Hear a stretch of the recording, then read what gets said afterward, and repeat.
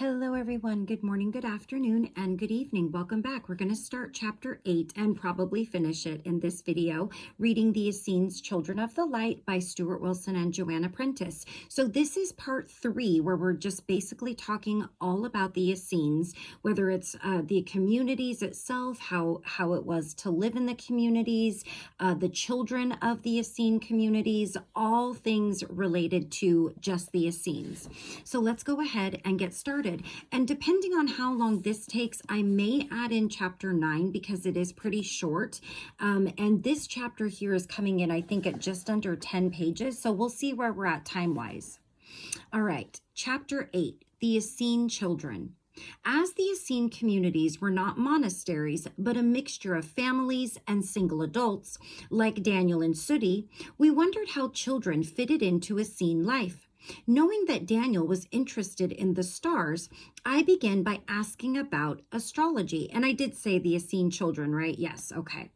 So Joanna starts, is a star chart prepared for all Essene children? Daniel says, of course. The life chart is a most important guide to what the child has come to Earth to do and indicates strengths and areas to be worked on. Joanna, I understand that when the children are born, you are very aware of how they are still connected to their divine self, and that your whole preparation of young children is directed towards retaining that openness to the light. Is this for all the children or just for the special ones? And Daniel says, no, for all the children. And Daniel sounded quite indignant here. That's a note. But perhaps, yes, there would be more intense training in the case of those particular ones where the charts indicate that they have special work to do. But with all children, yes, the encouragement to keep the link with the divine self alive and active, that is most vital. The link is so easily diminished if the training is not good, or if the child is exposed too quickly to the heavy denseness of the world. The child at the point of arrival on the earth is like a spirit putting a finger down into the world to see how life is, to gently explore and see if this is a good place to be. It is only a finger hold at that point, and there is much need of very gentle nurture. There is much need of very gentle nurture so that the being is not alarmed or frightened. It should be a most friendly and welcoming and gentle place, hence also the emphasis on culture and beauty. Surrounding the child with beauty so that it knows that it is entering a world where the spiritual and the beautiful, which it sees as identical, are respected, as much as these are respected in the spiritual realm from which it comes. The child is spiritual, but not in a religious sense. It is a spiritual being, and for it, the spiritual, the beautiful, the harmonious, are seen and felt as the same thing. And that is exactly what should surround the child in the early years, so that it gains confidence and strength and the ability to go forward in an open state. But so often there is no understanding of this, and the child is so roughly treated that it is not able to retain any real degree of openness. And when it comes time to teach meditation, that openness has been lost. It is still possible to regain this open state, but it is much harder. So great gentleness in the nurture and care of children in the early years is the ideal. Children become much stronger and more anchored in themselves at one point. But for the first 7 years, the soul is still descending and integrating with the new self. By the age of 7, the soul should be securely anchored within the new self. But any great shock within the first 7 years will impede integration and set the whole process back. The complete integration of soul and self is what we aim for, but it is hard to achieve. Life upon earth is full of shocks of one sort or another. And then we have a comment by Joanna. As my children were in a Steiner school for a year, I find this statement by Daniel very interesting because it ties in with the ideas of Rudolf Steiner. It also echoes Maria Montessori's ideas about nurturing young children. And if you did follow me in Power of the Magdalene, they did talk about Montessori schools and Steiner schools being kind of the future for the new children that are coming on this earth. And I'm so sorry, my son's having a coughing fit. He's been so sick with a cold, and I tried to pause for a second, but he just keeps going, so I'm so sorry. I feel so bad for him. He is feeling better though. Okay, so Joanna starts out with a statement. Presumably, some children will choose to be born into difficult circumstances, which will make this integration hard to achieve. And Daniel says, because of their past lives, some have chosen to work this out by experiencing difficulties in the early years, yes. We place a great deal of emphasis upon accepting and consuming what is placed before us, whatever life presents. Experience is there for a reason, and to reject it and deny it is to fail to absorb it fully. It is better to accept the situation, learn the lesson, and free oneself. So all our difficulties, our pains and troubles must be loved and embraced. I love that. They are the lessons that we have chosen to learn, so we love and absorb them, consuming the whole fruit, and then we can move on to a different and lighter condition. But those who rebel against a condition, who say, this is not me, I did not make this, I reject this illness, this difficulty, and I will not accept it, these are the ones who are not learning their lessons. They have chosen to reject their past. All ones have aspects from their past which are painful, but by fully accepting them, we can experience what we have chosen for ourselves. We have planted a tree and are now consuming the fruits of that tree. Whenever it was planted in another life or in the early years of this life, the fruits must be consumed. If we spit out the fruit, we are locked into that energy, and we will not be free to go on to the next experience. This makes a lot of sense to me because I recently read something about using the term fighting when you're trying to heal from an illness. There's that big, like, a fight for the cure, fight for cancer. You're fighting your cancer, and you're a warrior. And, you know, it seems to be that anyone who fights or who lives or dies from cancer, if they had to endure that, okay, we can say that they're a warrior. But perhaps instead of saying you're fighting something, accepting it and then learning from it, regardless of the outcome, whether it changes the outcome or not, I do not know, but what would be a smoother and easier path? And that is very easy to say if you've not experienced it. But for those who are not awake and those who are not aware, this could be a really weird way to look at the things that he just mentioned: hard childhoods, difficult circumstances, illness and disease. And instead of fighting it, you're accepting it. You're remembering that it's some kind of a lesson or experience that you signed up for. But a lot of people don't know that. They think that it's just God who puts them through these things, and, you know, and God who causes them, but also simultaneously causes all these great things. And then they question, well, why did this happen to this person and not this other person who is seemingly more deserving of something disastrous or tragic? It's because it doesn't have anything to do with God. It has everything to do with us. But it's very hard, especially with people who are really, really stuck in the man-made doctrines of religion, to understand that. And I really get that because I used to be somebody who was like that. And it's a whole other world when you learn a different way. So Joanna asks, so you teach this to your children? And Daniel says, yes, whatever happens, happens for a reason, for they have drawn this to them. No being ever experiences anything without drawing it to them, from a past life or from this life, or sometimes as a service to teach others. That also happens, but it is much rarer. So we embrace what happens, knowing that it will be dissolved if we love it. By resisting, we are giving it the energy it needs to continue. So instead, we absorb it and love it into submission.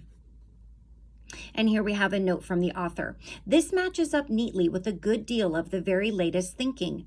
There is a saying, whatever we resist persists, and we have certainly found this to be true. But I wanted to find out if this attitude led to any neglect of physical symptoms of an illness. Joanna, if a child had an illness, would you still use any healing methods you had, herbs and salves and so on? And Daniel says, we would do all we could possibly do, yes. But when all that is done and there still was no easing of the illness, then we would know that it is the fruits of the past being consumed. And even if the child should die, we would love the child every day until it died. And here his voice drops to a whisper, and the child would die in love and peace. Is that not better than to see it as a random happening in a chaotic universe? We do not believe in such a universe. A universe full of random events where people suffer for no reason would be a most cruel place. Would a loving God create a universe where people suffered for no reason? We do not believe so. Joanna, presumably the children in your communities are aware from early on of some of the things they have carried over from other lives? And Daniel says, of course. And sometimes it is possible for a teacher who is trained in this simply to touch the third eye of the child and give him or her an experience in understanding of the original cause of this affliction, this difficulty. When there is difficulty of any kind, there is a reason for it somewhere, in this life or in some previous life. It's very interesting they mention the chakras. I've said this before and I'll probably say it again, but many mainstream religions look at the chakras as evil, as of the devil. Same thing with yoga, with Kundalini, even meditation. And it's almost like, I want to say, I would hate to think this is the truth, but when you start to work with your chakras, when you start to understand your own energy and frequency, when you meditate, that's when you start going within and asking questions. And if that happens, you may not follow in line with your religion that you have been brought up in or that you've chosen, and you may not feel like you need to seek the truth outside anymore. And because at the end of the day, churches are money is always involved, whether you're donating it or they need it to run their church and all of the things that they do. At the end of the day, it is a business, just like healthcare. I work in healthcare, and as much as I would like to think that healthcare is the number one thing, it really is a business. It's about the money first. And I think that that's becoming clearer and clearer as people wake up to the truth of things. Okay. So wait, where did we leave? Okay. Joanna, so when the child has remembered the reason, would you support them with counseling? And Daniel says, yes. We would say, this is why that is difficult for you. It is not because you are a bad person. It is not that God is rejecting you or we are rejecting you, nor that you are rejecting yourself. No, it is none of these things. It is simply there for a reason.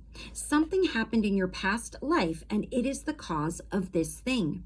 And now you understand how the tree was planted. Now you see the fruits of it. You see the whole process.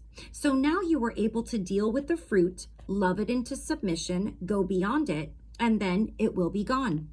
And Joanna says, but presumably sometimes the child has chosen that pattern for the learning lesson it can bring for the parents. And Daniel says, yeah, sometimes advanced beings come here with severe physical limitations. So this can be an opening experience of love for those around them. But we would say this is very rare. Mostly it is the child working out what it set in motion before in the span of its lives.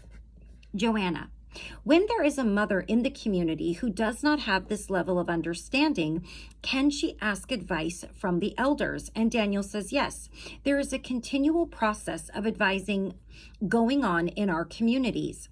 People will seek out the one who they most respect. And there are ones who also take on this advising role. But most often they will go to the ones they respect, are most in sympathy with. Joanna, so when a child is born and a star chart is drawn up, is the destiny of the child explained to the parents? Daniel says, of course, each child comes with his or her own little history. The star chart is part of the history, but there is also the name and the vibration of the name. We believe that there is an angel of the name, and this angel knows what name the soul has chosen. The angel of the name makes its presence felt by the mother, and if the mother is sensitive to the incoming soul, she will know when she is in contact with the angel of the name, and she will recognize the name when it is presented to her. She will feel as if the right chord has been struck in music, and that is because she recognizes the energy of the incoming soul and knows that the name reflects that energy.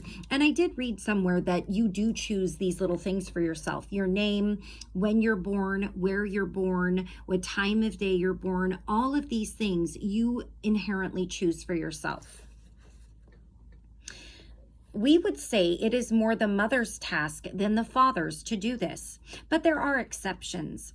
In the case of a very practical mother and a mystical father, then the angel of the name would come to the father. But generally, it is the mother, and that is why the father should always listen to the mother's choice of name for the new child, even if she cannot explain exactly how she knows that this is the right name. Now we have a comment by Joanna, and then I think that wraps it up. It is very interesting how Daniel confirms so much of what I have learned from taking people through their experiences of past lives. I was not born with a belief in past lives, though when I was a child, I did remember part of my last life and used to have nightmares about being in a concentration camp. This obviously was very frightening, and I learned to suppress this experience because it was not acceptable to my family. Years later, I was able to recall memories of other lives, so I have learned about reincarnation from direct experience. When I was puzzled about certain aspects, I would ask my higher self for advice, and this knowledge very much ties in with Daniel's account. Here was Daniel expressing in his own way so many of the lessons I have learned. Daniel is also someone after my own heart in his view about the care of young children. I feel so strongly about the need for gentle and harmonious nurturing of young children, particularly when they are infants. So I was delighted to hear Daniel describe an ideal approach for children in their early years. I have worked for many years with small children and also have rebirthed myself and others, so I know just how incredibly sensitive small children are. In an ideal world, I would love to see every mother and infant teacher go through a rebirthing process before having children or teaching them. I'm not really sure what a rebirthing process is. I'm sure it's a spiritual thing, but I've just never heard it before. And she did use that term in the book that we just read. But there's no explanation of it, which is kind of weird. Like we're just supposed to know what that means, because they explain other things that are kind of obvious, and then they leave out sometimes things that maybe you could explain a little bit, and that would be helpful. No offense, just saying. Okay. I wish I had had the same opportunity to rebirth before I started working with young children or had my own children. I would have been so much more sensitive, understanding, and sympathetic to their needs. My youngest girl had a natural, holistic, LeBoyer type birth. It was extremely beautiful for all those involved and has been one of the great highs of my life. Again, I don't know what a LeBoyer birth is. No clue. My daughter was very content and happy as a baby. When she was born, instead of wailing, she gave a contented gurgle and seemed to look around the room. If mothers had a better understanding and knew more about their children, they could have a far more harmonious and joyful time with them. I had the joy of educating my youngest two girls at home as part of Education Otherwise, and that's in capital E, capital O, so it must be some kind of a program. It was wonderful to see these beautiful children unfold and explore their world in a natural and unpressured way. Teaching my children was also an education for me in many ways. I am amazed at the wisdom of the Essenes with their children. All those years ago, there were people educating and raising children in a way that is so close to my dream of an ideal way of teaching and nurturing children. But then, is it because I was an Essene and somewhere deep down I have remembered? Okay. So we're actually going to stop there because that now just completes chapter 8. And then in the next video, we will read chapter 9. And you know, sometimes you look at it and it looks short, but it does take a bit longer to read. So chapter 9 is just a few pages long. It's titled John and Roberta. So remember, those are the two that are, I think it's their names. We went through this in the beginning, but for reference for the next video, John is a Luke and Roberta is just called the silent one. So we're going to be reading about these two people in our next video in chapter 9. And I think that will complete part 3 also, if I'm not mistaken. So thank you all so very much for joining me. I love you all very much. And until I see you again, take care of you, take care of those around you. Bye-bye until next time.